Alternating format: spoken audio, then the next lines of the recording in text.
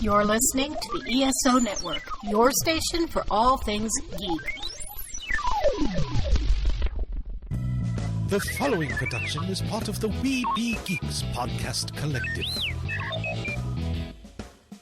Ian, look at this. What, it's a police box. What on earth is he doing here?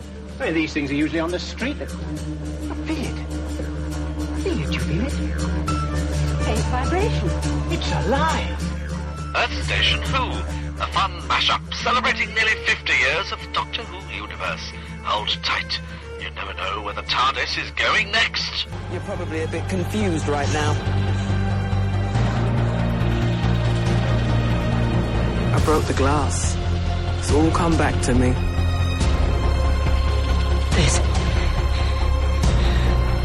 What is this? That's my ship. What? Let me take it from the top. Hello, I'm the Doctor. I'm a traveller in space and time. And that thing buried down there is called a TARDIS. Time and relative dimension in space. You're gonna love this. Hey there, listeners, and welcome to another episode of the Earth Station Who podcast. Howdy, everybody, and welcome. We are going to be talking all about the long game. We are going to the Ninth Doctor era. I should call it the Ninth Doctor season. It isn't really even an era. Exactly. And so there are shorter. Yeah, there is. Not You're much, right. but there are shorter. There is. Yeah, well, yeah. I think only one Doctor is shorter, right? Yeah, McGann is it because he's done one, but one, you know, unless you count Big Finish. Well, if you count Big Finish, he's one of the longest running Doctors out there. So continuous, but you know, it's gonna be interesting to talk about, and it's fun because you also have Simon Pegg as the bad guy in this one. And, you know, it sets up also some future stories with Doctor Who, and we'll talk all about that. But before we do that, we definitely, you know, want to introduce my compatriots for this evening. Of course, let's say hey to Mary Ogle. Hi, everybody. It is fantastic to be here. And, of course, Mr. Mike Gordon, who is still reeling from the drama that we had with Ready Player 2 last night. Howdy. Yes, I'm awakening from the Oasis. Exactly. You know, the lone game is perfect for, you know, the Ready Player 2 aftermath. So it is, you know, there are pretty some awesome. Connections. Yeah. Kind of, sort of. So it's going to be interesting to talk about. We definitely would love to hear from you guys at home. Please write us feedback at earthstationwho.com. We definitely would love to hear from you guys. And as we always love to say, if you enjoy our show, please subscribe. Please tell your friends about us. Please leave us 5 stars. I don't think I could say please enough. Please, please, please, because it would always be great to hear from you guys. And it'd be great to, you know, get some feedback, you know, or get more subscribers. That would even be better. So it's always a plus with that. So I think it'd be kind of interesting to, you know, talk about, you know, a bingo card right in front of us, you know, looking at all the rumors on who's going to be replacing Jodie after this next season. But we don't go on rumors on this show until it's coming out that by the BBC that, you know, Jodie is leaving and that her replacement has been named. I'm not going to believe it. I won't believe it, you know, until that. So, and, you know, because it's like, there's so no new Doctor Who news because they're not even releasing any shots or news from on set, which is nice. But I'm glad about that. It's getting stupid with all the rumors, all the things. And it's like, at least they're keeping Doctor Who on top of everyone's mind. That's the best part about it. Did they even start filming again? Because England's on lockdown. I think they have not. I haven't heard anything new about them doing, because they have the new strain of COVID there. So I haven't heard anything that, any filming has, resumed. But, with our luck, after we get done recording tonight, tomorrow they'll announce that, all the new information. Right. So it should be kind of fun, though, to find out what's happening and, what is going to happen with the next season. I'm looking forward to it. And hopefully we'll get it in the fall. So that way we can, only make up so much time on the show. So it's always great talking to you guys. But, it would be great to get new Doctor Who. So that's all. Or new Doctor Who to us. So we might actually have to start watching Big Finish audios, listening to them. And, just because, we need something new and exciting. Anything. Well, we exactly. already We've got some Big Finish audios scheduled. So. Oh, I know. Well, we're all looking forward to, hearing the theme song for River Song again. So I don't even think Big Finish has announced any Doctor Who news for a few weeks now. So no, I don't think so. I know they just released River Song season 8. Yep. And I know we also have some other Big Finish that we want to talk about on the show. So we'll be keeping busy for you guys. And we'll also be having more Doctor Who discussions, where we do the whole episode and we talk about, a certain topic and stuff. And one of those will actually be coming to you next week, but we'll tell you about that at the end of the show. So we might as well dive in with both feet. The fourth great and bountiful human empire, planet Earth at its height. Kronk burger with cheese, Kronk burger with pajamas. Something's wrong. My watch must be wrong. That's what comes of showing off. Your history's not as good as you thought it was. My history's perfect. Well, obviously not. I can taste it. Engage safety? Someone down there shouldn't be here. Who are you? I'm the editor. What's happening? I'm Spike.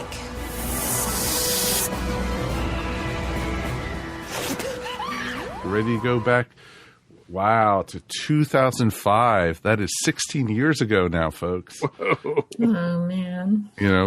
It just feels like yesterday, but we're going back to May 7th, 2005, and we are looking at The Long Game, featuring, of course, Christopher Eccleston as the Ninth Doctor, Billie Piper as Rose Tyler, and Bruno Langley as Adam Mitchell, his one appearance as a companion. Or as we call him, Adam, the companion that failed. And we'll get into that. So, story was written by Russell T. and it was directed by Brian Grant. Pretty good, lineup right there, folks. Some decent credentials right there. But I haven't watched this one in probably at least 6 years, 7 years. And I'm not so sure it held up as much as I was hoping it would have. What do you guys think? Well, I mean, it's an enjoyable episode. It's not one of the best. It's kind of middle of the road. It's very RTD. That's true. That's true. And we go back to Satellite 5 a lot. Mm-hmm. Yeah. Well, this is the first time they go. This is the first time they go there. This is the first one, yeah. It is the first time we go to Satellite 5, but it feels so much like Platform 1 that is seen at the beginning of it's the second episode. End of the world. End of the world, right? So it feels like the same kind of thing, but. Yeah, and it caused me, especially since last time we recorded, we did Ark in Space. And I had mentioned that, there's all these futures for the Earth. And I was trying to figure out, like I said, someone probably out there has done some work on this. But just in comparison, Long Game takes place roughly in the year, 200,000, right? Mm-hmm. And... they're dealing with solar flares. Ark in Space takes place in they say 29th or 30th century when the station was built, but then they say that they were probably sleeping for another millennia or whatever. Mm-hmm. So, or maybe even several thousand years. But didn't they have to leave because of solar flares? Yes. So solar flares are like a pesky thing for Earth. Like, so it's like, not only do they have to leave because the solar flares are around the like 35th century, somewhere in there, but then like they come back to Earth, repopulate Earth, and then like hundreds of years later, well, guess what? Solar flares are back. Those darn solar flares. And then at the end of the world, we're talking about like, 5 billion years in the future. And guess what? Solar flares are attacking the Earth for the last time. And I'm like, man. That's just because the sun has expanded, and the sun was going to get devoured by the Earth. The Earth was going to get devoured by the sun. So there's different things, but you also had the whole thing with the solar flares also tied into the 11th Doctor story, The Beast Below. Also. Yeah, because they were trying to escape solar flares. I didn't realize that was on Earth. Yeah, that was the same. That's on Earth. Yeah, that's the same. That's the same era. Was the same solar flares that the satellite went up for. Was that the giant the space whales or whatever you want to call it, literally. Oh, yeah. Okay, gotcha. Yeah, I didn't even look to see when that. I didn't even look to see when that one takes place. I forgot about that one. And there's probably a bunch of others. Like I said, future Earth appears almost as often, as often as the historical Earth. But I'm just, like I said, I don't know if there's any sort of timeline or if they just kind of just say, okay, let's make up a year. Let's just throw some dice out there, and that's our year. I think that's pretty much it. I mean, I try not to think about the timelines too much, or I just get a headache. I mean, it's ridiculous. Mm-hmm. They aren't really trying to. No, not at all. But obviously, there's some huge highs and lows of humanity, right? Like there's. Right. There's this was supposed to be in the middle of the 5th great human empire or something. Yeah, they're supposed to be one of their highlights. Exactly. And something had stunted humanity for the last 90 years. Something that must have traveled through time. What do you say, travel through time? Because if the Doctor thought that was supposed to, like, he knew of Earth as being like really well developed in the center of the universe at that point and really prospering, and then he comes back to that time frame and something has affected it and taken over, that means something must have, like, time wise happened to make that happen, right? Well, but it just changes the timeline. It didn't necessarily travel through time itself. Exactly. It didn't know anything about time travel or anything like that until it absorbed Adam's memories and knew about time travel, knew about Time Lords, knew about the whole thing. And then you have to then question, because of what happens later on in the season, where the Daleks behind the whole thing with that creature coming to the station. Well, and then that would, if you're talking about the Daleks, then it's definitely a time thing. Possibly. The Daleks manipulate time just as much as the Time Lords do. Well, exactly. And the Dalek here was the Dalek God or whatever they were calling it in the final story. Right. And it traveled through time from the Time War. That's how it escaped. And then started stealing humans from the station and basically genetically altering them to become Daleks. Right. That happens a lot. It does. It does. Almost as often as solar flares. As much as we like to say, because Doctor Who, Sure. So yeah, and it was interesting, and like when they first went onto the little platform to look down at Earth and see all the giant cities and all the different things on the planet, I was like, oh, that's where Linda with a K died from the Daleks. It's like, oh, sorry, that was the future story. So it's just like, oh yeah, that doesn't happen for another millennial or something like that. So what did you guys think of Adam? I don't. It's funny because we've talked several times about people cast like characters that have been on Doctor Who throughout its 50 plus years, right? And talked about how like who would make great companions, and there's always like a battle of like, you know, a tournament, a battle of like the best companions ever. Adam seldom comes up in any discussion. Nobody thought he would make a good companion in the first place. He's not even like one that you can like, people are like, oh man, he was the worst companion ever. He doesn't even rate that. You just dismiss He's just it. kind of there. Yeah. It's like, you have to think about it. He does rate above Adric. So there you now go.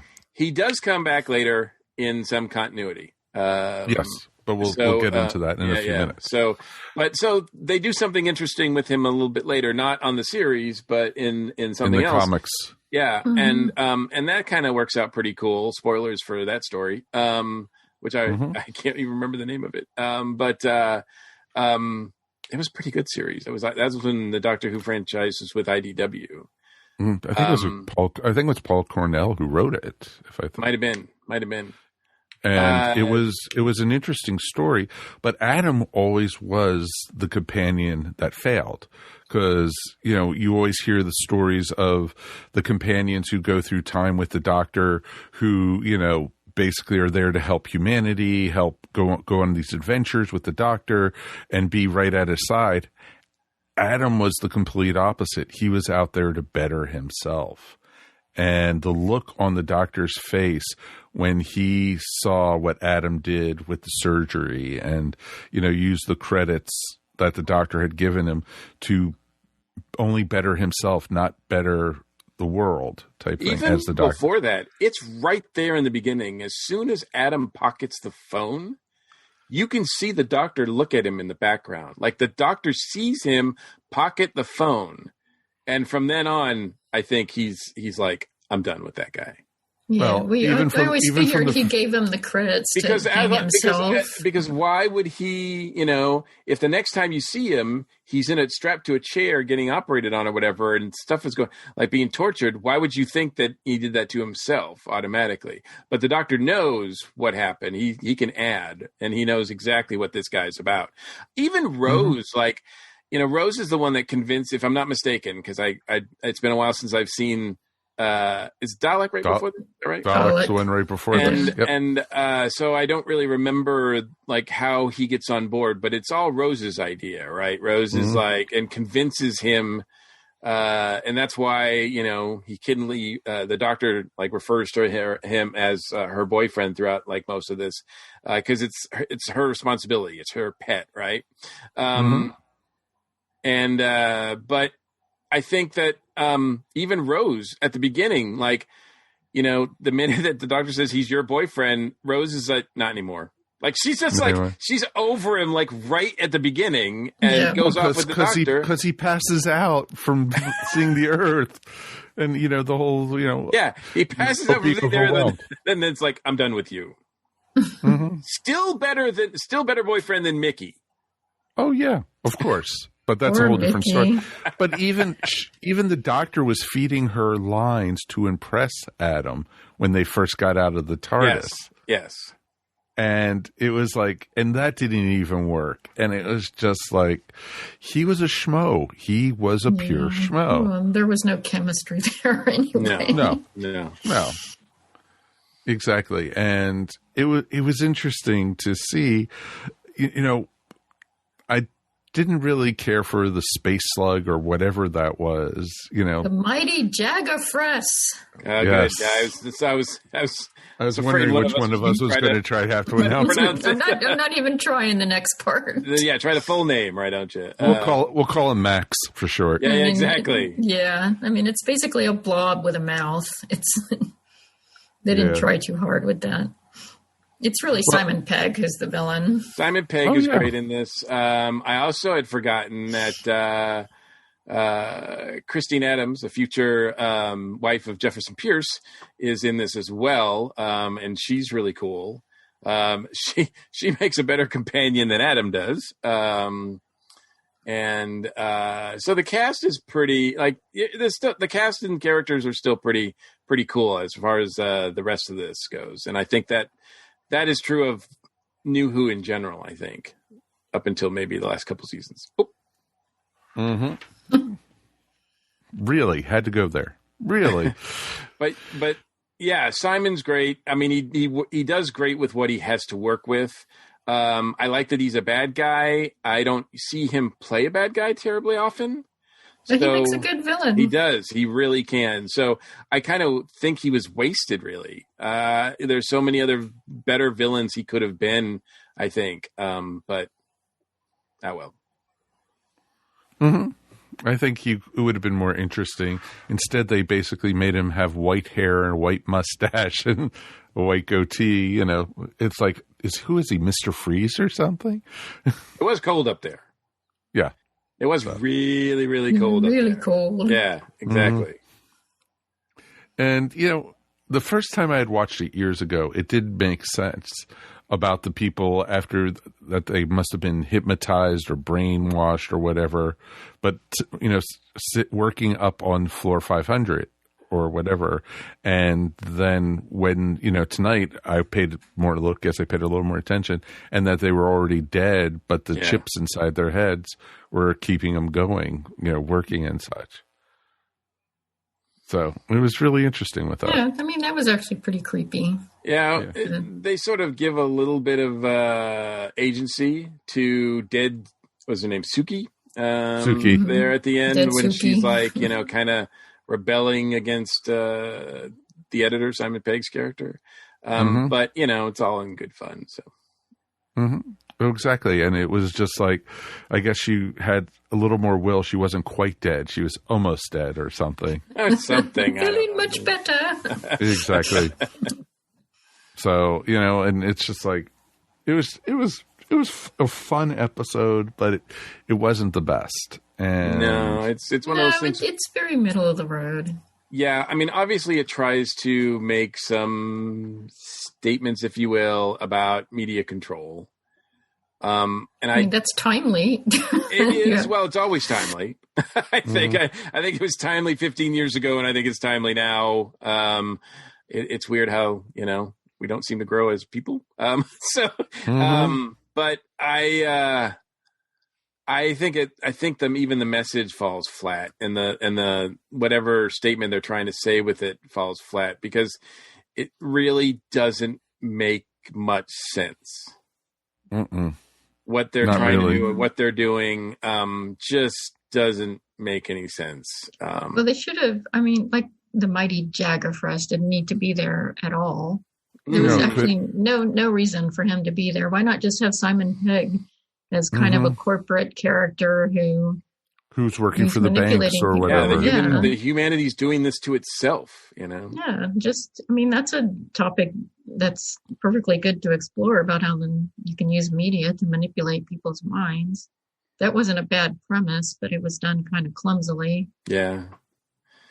I do think the fact that this follows, or that Father's Day follows this, is that you sort of see this theme of the Doctor kind of not, or sort of being frustrated by humanity at this point, by humans. Like Adam disappoints him, and then the next episode, Rose disappoints him. I mean, I was reminded when I saw the trailer for the next episode at the end of this one that, you know, he even calls her a dumb ape. Like he's just like, it seems like he's just over humans at this point. Like, you guys are so frustratingly stupid sometimes. Mm-hmm. That sounds about right. And, you know, because Dalek was such a great, intense story. And Father's Day was a really good, intense story. And then you had this one sandwiched in between. Yeah. And I think palate that cleanser. hurt. Yeah, it's kind a of. palate cleanser. But, you know, there was a lot in this that, you know, you got your Bad Wolf reference. You even got to see the face of Boa in this. Briefly, yes. Yeah, who we find out is pregnant. Mm-hmm, exactly. But you did, exactly. Yeah, that came out of nowhere. Exactly. Like, has that ever been addressed again? Let's hope not. Maybe we should just let that one go. I would let that one go. But it was just Captain interesting. Jack have a baby out there? I'm sure Captain Jack has plenty of babies out there. Yeah, and way before he ever got to the face of Interesting. I don't know if that's ever come up, but that could be an interesting angle at some point. Mm-hmm. I still never liked the idea that Captain Jack is the face of Bo. No, and you still don't know that. I reject that continuity. Okay. That Doctor Who continuity is out the window for you? We won't force it on you. You can create as many AUs as you would like. All letters go to Mike Gordon, care of... All flame mail. Yes, because all of those Facebook Captain Jack fans out there are... exactly. This was actually... RTD actually wrote this, or at least it's based on something he wrote in the 80s, which he did send in to Doctor Who and got rejected. Interesting. But, yeah. But I don't know. It feels kind of like an 80s story, it feels sort of almost like a throwaway story, like he needed something to fill his time space. Well, I can imagine that, this is something that he's always wanted to do. In some ways, it was a dream come true for him. Like, and finally getting to do this story. But outside of that, it really, and if you're going to have a failed companion, I think it needs to be more than just one episode for us to really feel it. Yeah. Well, and also in the original story, he does have a motivation for how he behaves. In the original story, Adam's father is dying. And so the reason he does the data dump is he's trying to find the cure for what his father has. That's too sympathetic. And they took that out. I don't know. I'm kind of glad they did because. Yeah, you just want to. Why can't a guy just be bad? Yeah, I mean that's it. I think it just would have been sappy. Yeah, good way to put it. I don't think it would have worked. I mean, I kind of wish they'd gone the other route. I wish, because I kind of remember Adam being more cutthroat about it and smarter about it. But as I was watching this, I'm like, first of all, he's really stupid. And second of all, he's not really like, I mean, he's a mama's boy, right? Like he doesn't even really like have any, it's not, the threat value on him is really low. Like, it's just like, he's not really shifty enough. He's not competent enough. He's not anything enough. Right. Well, we don't really get to know him. No. I mean, it's kind of the same as with, what's her name? Kathika. We don't really get to know her either. I would have liked to have her character developed more. Yeah. Yes. Yeah. Agreed.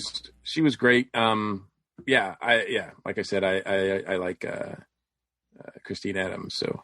But it basically was like the only reason she helped the Doctor at all is because she deserved to be going up to floor 500 and she deserved the promotion 3 years ago. And so that's the only reason she even helped. It wasn't because she didn't want to get involved. She didn't want to do anything. She didn't want to change anything. And it's basically... Well, I don't know. That's not the feeling I got. I kind of got... It's, that basically she found her courage near the end, or at least her curiosity. She at least grew as a character in this. She was the only one that grew as a character in this. Yeah, Adam didn't.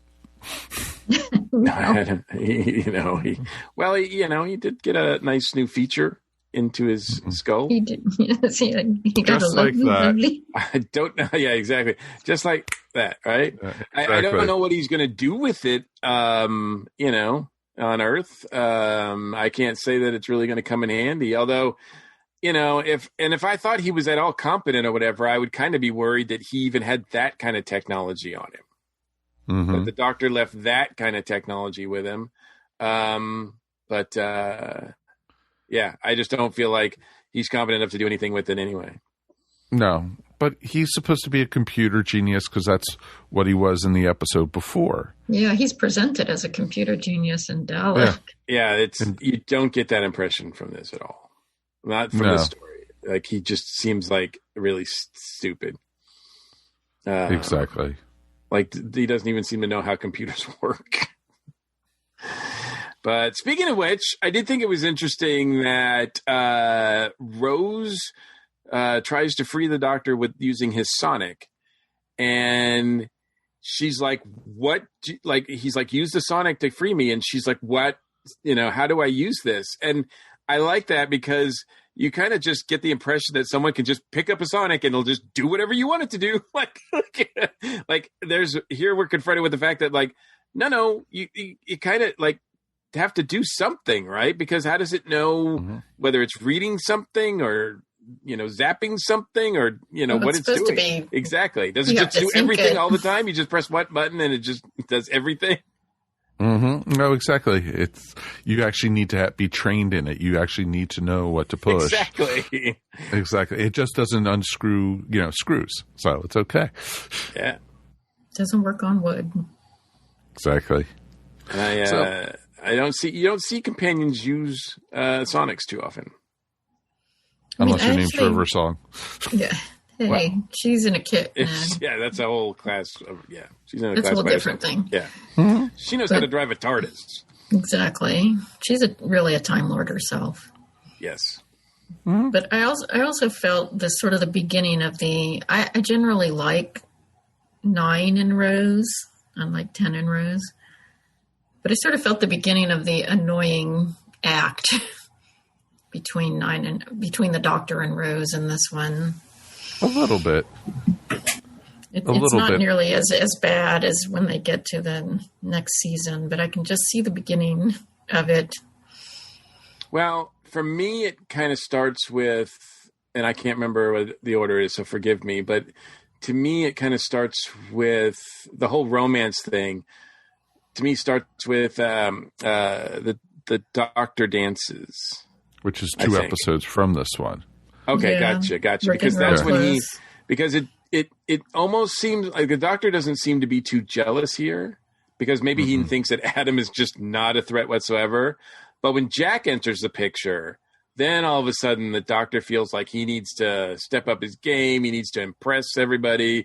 He needs to be like, that guy, and he needs to be Adam, right? So I just feel like, I'm not bothered by that, but I can see where, you can start seeing it. You literally go from this episode, you go to Father's Day, then you got the empty child, then you got the Doctor dances, then you have Boomtown, then you start getting into the season finale right after that, the 2-part episode.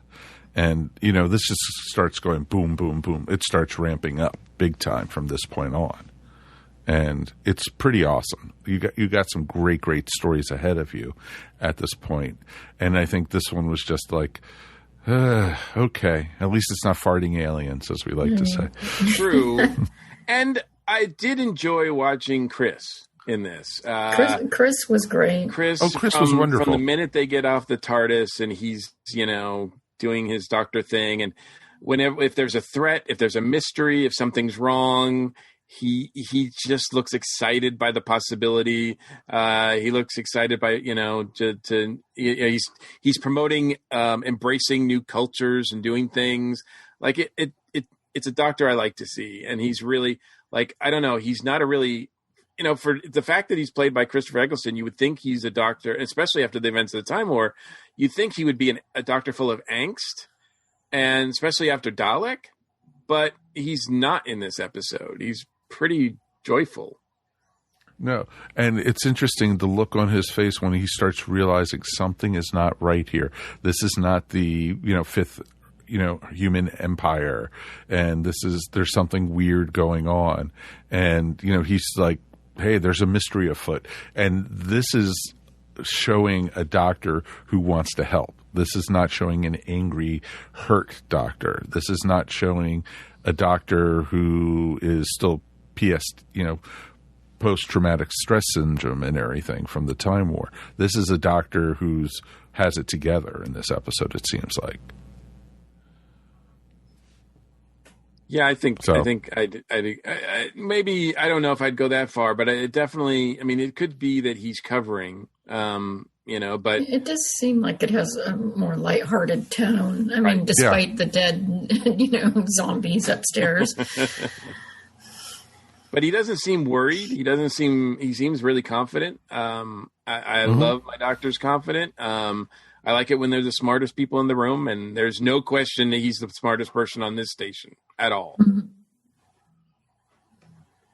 No, most definitely. And it was just interesting to see him, how he interacted with everybody. And like we've said throughout this episode, he didn't want anything to do with Adam from the very beginning, since the moment they landed. Rose, he's your problem. Or how are we going to get food? Here, take this, the credit stick. And it's like, gosh, I would love to have a credit stick that, was unlimited.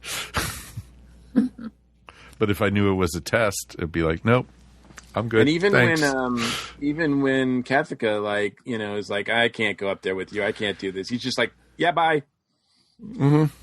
Okay, see ya. He's just not having it. You're not going to really offer us anything anyway. So, which is ironic because she ends up, saving the day. Yeah.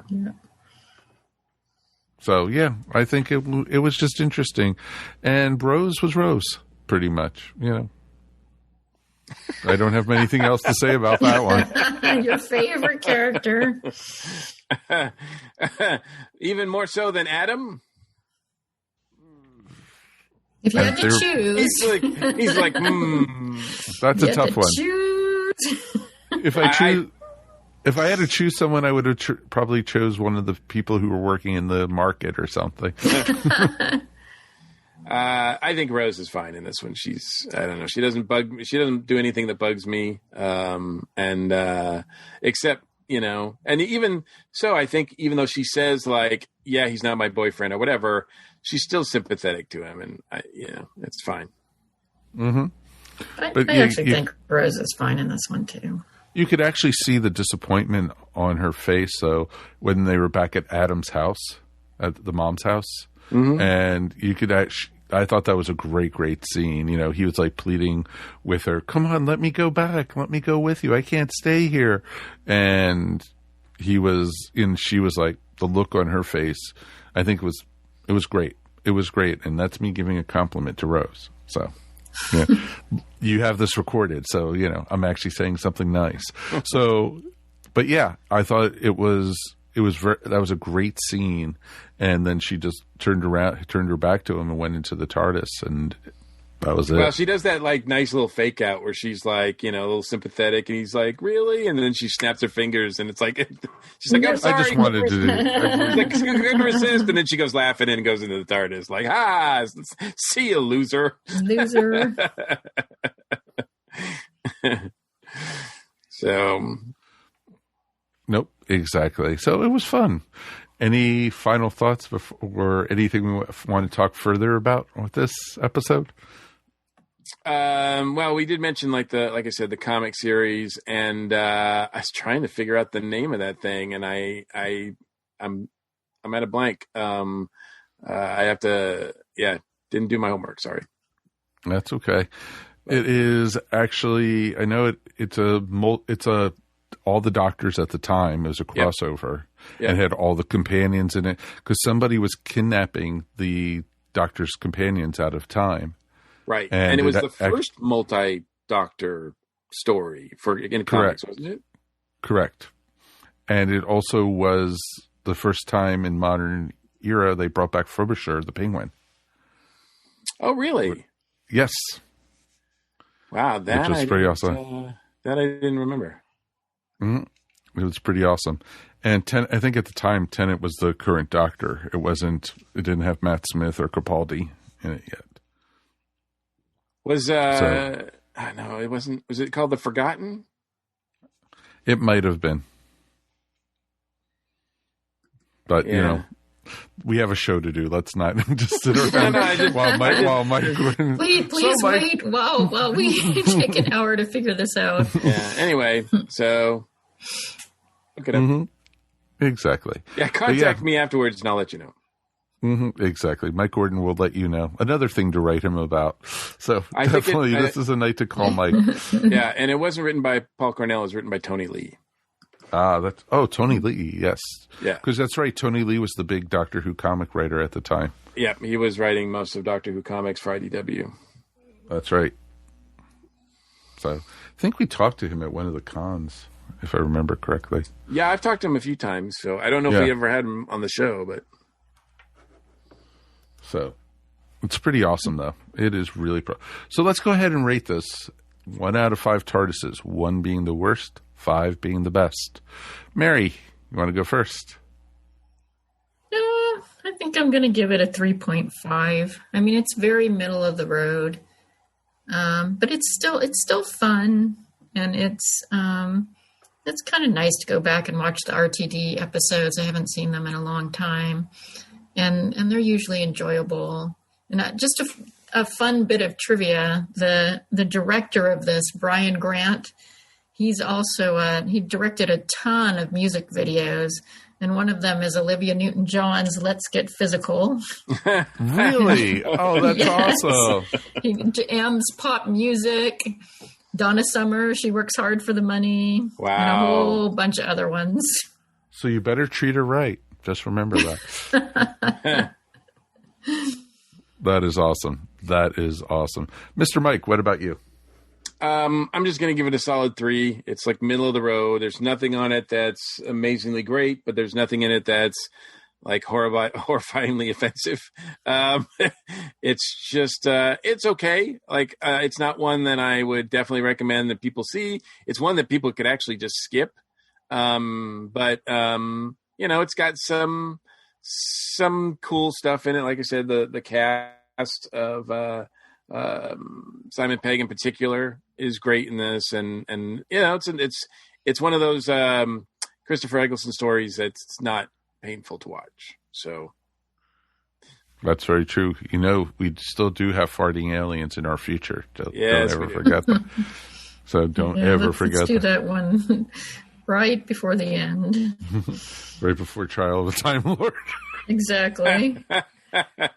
If we don't kill ourselves before the end. Wow, man! Wow. I don't know where that puts Ghostlight. Then maybe we just skip that entirely. Oh no, I don't think so. I think I see that also in our future, or could it be our past? Wibbly wobbly, timey wimey. I'm gonna have to give this one a middle of the road. Also, I'm gonna probably say 3. I'm going to definitely give it a 3. Like we've said, it's fun in some ways, but there was I was getting bored in a little bit of this.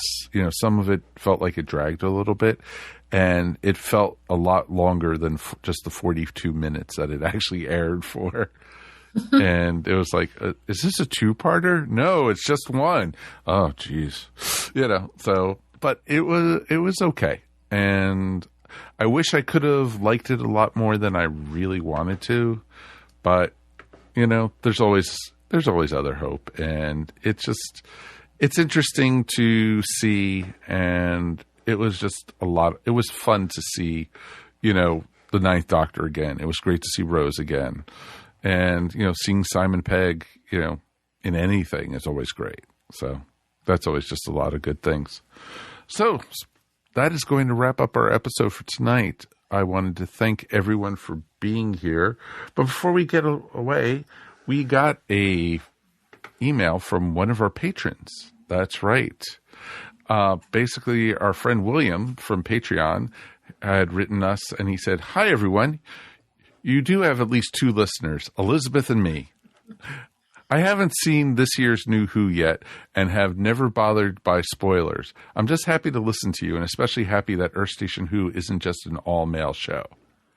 I listened to at least 4 Doctor Who-themed podcasts, though throughout Jodie's run as the Doctor, I've listened as much as the same tune. Jodie's great, Chibnall's bad. Today I had a new thought.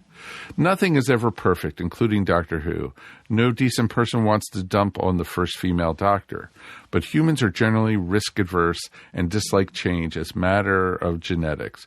You'll probably have seen this graph I created, which basically he created a graph for Doctor Who that basically shows, the life cycle of the Doctor, and you've probably seen it a zillion times. I've seen this. The new Doctor, the hate doctor grows on you, you love the doctor, and then the doctor regenerates. You know, that's the life cycle of Doctor Who. And, you know, he was just talking about it, you know, how there's judgment with the new doctor. He or she's too young. What's with this blank feature? Well, I guess, you know, his blank feature is okay. I actually like his relationship with blank. This line was awesome. As the doctor grows on you, then watching every interview, then you start loving the doctor. His feature is so cute. He is my doctor, my BBY. Doctor regenerates, crying, general fandom implosion. And so, yeah, we've seen that one a ton of times, but it's just always fun to see that and everything. And he sent that along, and it was pretty awesome that he did that for us. And he has a little bit more to his email, and he says, my new thought is that decent non-monogamous Doctor Who fans can't consciously or unconsciously criticize Jodie, but they do seem the normal amount of Doctor Who imperfections and failings. They try to figure out on cause, and human generality can't avoid assuming blame. So Chibnall, who I've heard did wonderful work on Broadchurch, gets the blame over and over. Yeah, Broadchurch was good, but don't ask about the second or third season of it. So we're not going to go there.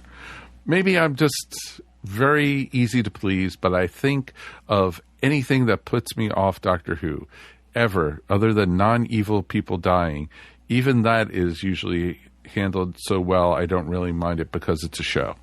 So am I simply speculating too much or uncomfortably close to the truth? Stay safe, Bill L. Thank you for the email, Bill. We do appreciate it. Thank you. And thank you for being a patron of the ESO Network. And you could become a Patreon of the ESO Network by just going to patreon.com/ESO Network for as little as $1 a month. You too can enjoy lots of cool content and help support the ESO Network. All right. As we said, we're going to get out of here. Let's thank our regulars for being here. Mr. Mike Gordon, thank you as always. And as always, it's my pleasure. And Mary, it's always great to talk to you. No, always fun to talk to you guys. Really enjoy it every time. Yes, and anything you want to shout out about or promote your stuff? You can find my artwork at maryogle.com and on Etsy at eVision Arts. Excellent, excellent, excellent. Join us back again in 2 weeks when we're going to have a live discussion, and we are actually going to do it on Facebook Live. So you'll be able to see us actually in person doing this one.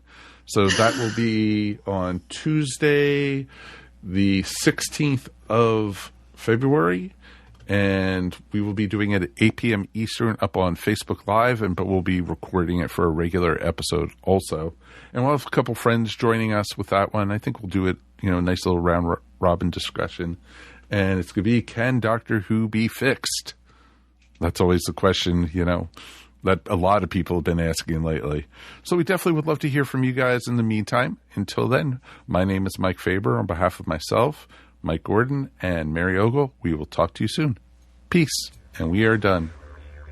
You have been listening to Earth Station Who, a bi-weekly pop culture podcast dedicated to all things Doctor Who, featuring talent from across the universe. All topics on the show are the sole opinions of the individual and are used for entertainment value alone. You can subscribe to our podcast up on iTunes, Stitcher, or follow our blog at www.esopodcast.com. You can also follow us up on Facebook, Twitter, or Google+. If you enjoyed the show, please leave feedback up on iTunes.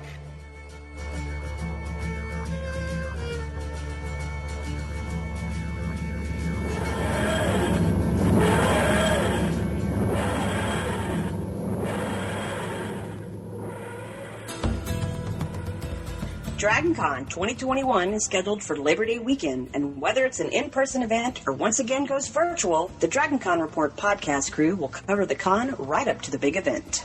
So sit back with your bucket of rum, dragon's mead, apple pie, or whatever your beverage of choice, and tune in to the latest news, notes, interviews, discussions, and even a dragon tale or two on the DragonCon Report, a proud member of the ESO Network. Check us out at DragonConReport.com. This has been a broadcast of the ESO Network. Be part of the crew and help support our shows by donating to our ESO Patreon or by shopping for the TeePublic store, which can all be found at www.esonetwork.com. The ESO Network, your station for all things geek.